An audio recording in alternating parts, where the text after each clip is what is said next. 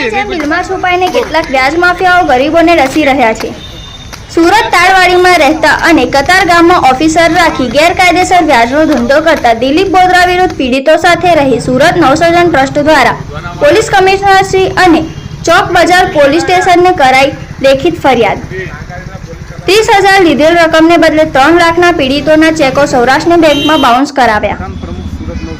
પૈસા ઉપાડતી વખતે પીડિતો પાસેથી 3 કોરા ચેકો સુરત કતાર ગામમાં લીધેલ અને ચેક બાઉન્સના કેસો ખોટી રીતે સૌરાષ્ટ્રમાં કરી રહેલ છે।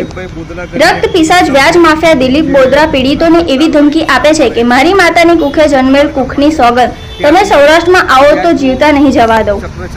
સુરત પોલીસ કમિશનર દ્વારા વ્યાજ માફિયાઓ વિરુદ્ધના લોકહિતના આ સુવર્ણ કાર્યમાં સુરત નવસર્જન ટ્રસ્ટ દ્વારા પણ વ્યાજ માફિયાઓનો ભોગ બનનારાઓને કાયદાકીય કાનૂનની નિઃશુલ્ક મદદ કરવામાં આવી રહી છે અને મદદ કરાશે। એટલે આવા લોકોને બહાર કાઢવાની જરૂર છે અને આ વ્યક્તિ કંઈક ઊંઝામાં પણ રહે એનું કંઈ વસવાટ બતાવે છે અને આ લોકો પાસેથી સતત ચેક લીધા છે અને એ ચેક પેટે કોઈક પૈસાની પેનલ્ટી બાકી રહી જાય તો એને ચેક બાઉન્સ કરાવે છે ઊંઝાની અંદર અને ત્યાંથી સમન્સ નીકળે છે અને એ લોકોને ત્યાં આવવા માટે ફરજ પડે છે અને ત્યારે વ્યક્તિ ફોન કરે છે કે ભાઈ ફિલ્મી ડાયલોગ મારે છે કે મેં મારી માની કુખે જન્મ લીધો હોય બરાબર તો તમે ત્યાં આવશો ને જીવતા પાછા નહીં જશો। એટલે આ લોકો ત્યાં જવા માટે પણ ડરે છે કે કેસ પણ કરે છે અને ત્યાં જવા માટે પણ ડરે છે।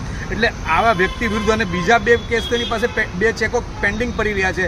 એટલે આ લોકોને ખૂબ જ આત્મહત્યા કરી જાય તે રીતની હદે એણે મજબૂર કરી નાખ્યા છે। અને કેટલા લોકો અમારી પાસે આવ્યા કે ભાઈ સાહેબ અમને સમજ નથી પડતી, અમે મરી જઈએ કે શું કે અમે લોકોના કમિશનર સાહેબ ખૂબ જ સારી રીતથી આ લોકોના વિરુદ્ધની અંદર કડક પગલાં લે છે અને તમારા અંદર પણ કમિશનર સાહેબ અમને ન્યાય આપશે।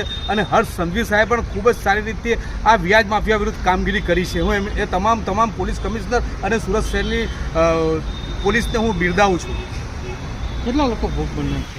આ લગભગ 15 લોકો ભોગ બનેલા છે, તમામે અહીંયા હાજર છે।